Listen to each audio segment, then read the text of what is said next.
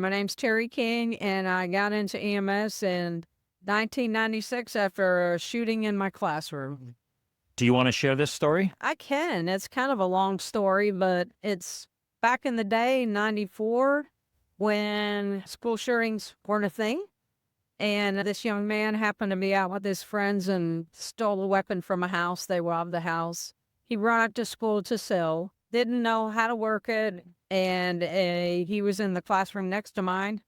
The gun went off and the bullet came through the wall and hit two of my students. And it was an anatomy and physiology class. And so when EMS came in, I kind of understood what was going on and took an EMT class after that and then got bit by the bug. You got bit by the EMS bug. I did. And so you worked as a paramedic for a while and you did some clinical practice type stuff with Williamson County? I did. So I was an EMT for 3 years and did some first response stuff at the University of Texas and went to paramedic school and got hired by Williamson County EMS in 1999.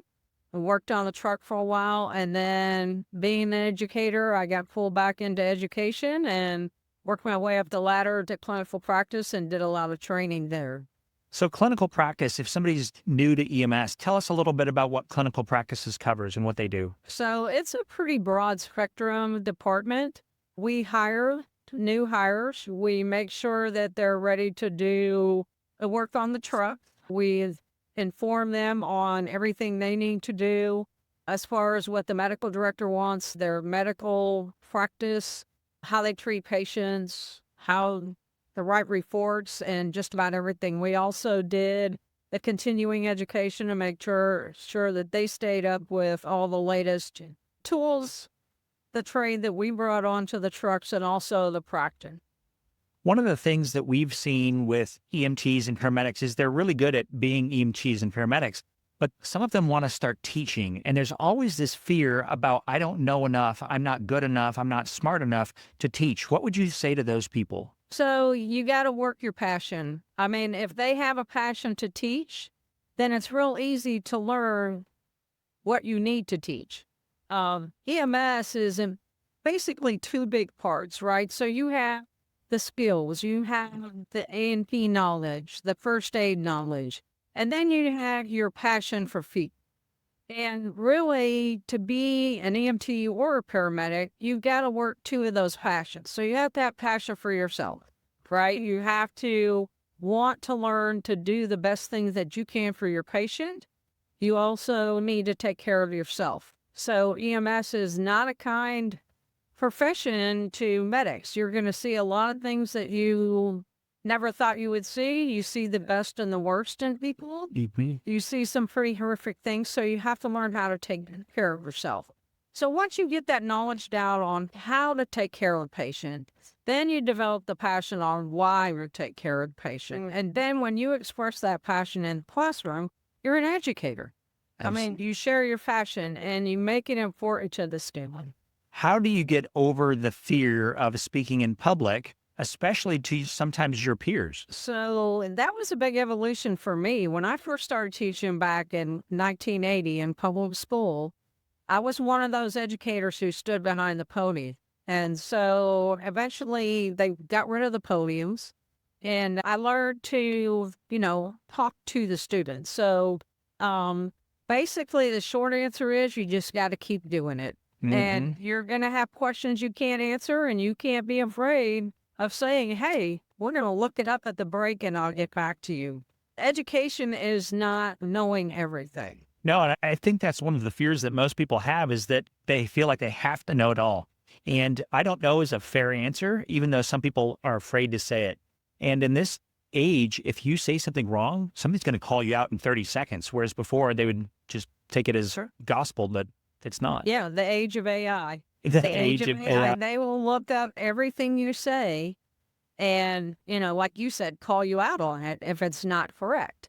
AI is becoming a big part of the classroom, and there's good and bad things about it. The good thing is that we have instant access to everything. The bad thing is that not all of it's correct out there. So they have to be careful when you're looking things up to determine, is this really true? Yeah, I do worry about the new generation coming out that if you don't know enough about EMS and you just look at AI, those hallucinations can take you down some rabbit holes. And that if you don't have that background, you're not going to call BS. Right. Or have somebody to dispel that med. This isn't correct because Yeah, type of thing. absolutely. What advice would you have for somebody who's just starting out as an EMT or a paramedic and they are afraid and they don't have that assertiveness to run the call? Especially as I had a doctor on her, she was kind of small in stature. And what did you do to establish that command presence? So that's a hard thing. And they have to know it's a transitional thing and it'll come with practice. But basically, care enough to know why you're doing what you're doing. Why is the medicine that you're going to give this patient, how does it work? What are you going to talk to the patient about? And for younger people who don't communicate well, they have to learn that communication. And it's one of those things where you just do it and it's repetition. And the more confidence that you have in your ability to practice medicine, then your command presence is going to take over there. The other thing is learn your people's names. That was another thing that was hard for me at the beginning. And so now I express that to the students.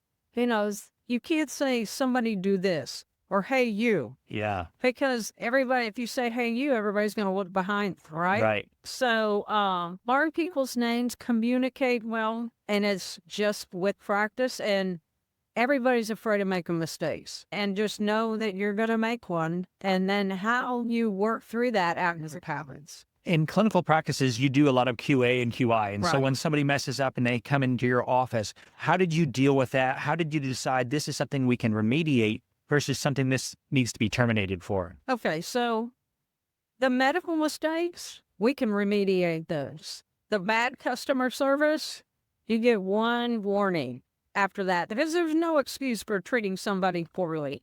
And, it's an emotional intelligence that they have to take into the call because you signed up to be a public servant and they need to understand what that means. And there's too many old timers that teach bad habits when you have those late night calls that aren't really anything for you. Mm-hmm. Take care of it. Move on down the road. Don't make it about you. And that's where emotional intelligence comes in. Yeah, I think that's a good point, and I want to piggyback onto that. Back to the instructor idea that when you're an instructor, if you're making it about you, it's wrong. Correct. If you say, I'm going to go in and I'm here for you, it takes the pressure off of you. And you say, Absolutely. I'm going to feed you a little something. Here's a little morsel. I'm not an expert. I mean, there's stuff I don't know, but here's a little something to whet your appetite and feed you something. And be excited about it. Yeah, absolutely. I'm excited to teach you this. Yeah, This is something I learned so long ago, but you're brand new. And so, when you ask somebody, how did you know, when you know everything or you don't? I'd love. And be passionate with the students on, like you say, I go back to my 5-year-old self and know what I know now. Mhm. I'm the resource for that.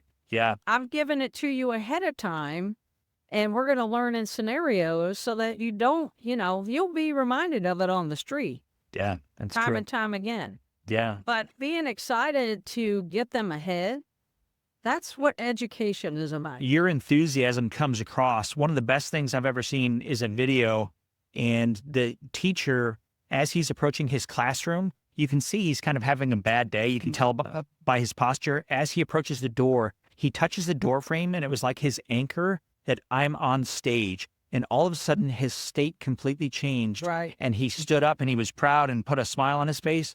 We're the same way in EMS, but teaching is similar in that you're on stage and you have to be an actor. You're going to have some bad days. You might have had a fight with a friend or a loved one, and you have to go in there and just, put that behind you and Right. deal with it. Right. Because Yeah. it's not about you at that time. It's not about you. Just like it's not about you when you walk into that patient's home. Right. It's about them. It is all about them. And so, you have to be excited about going in there and taking care of them and showing them that Yeah. kicking the dog as opposed to taking care of the dog Kick it. before, Yeah. to make sure Yeah.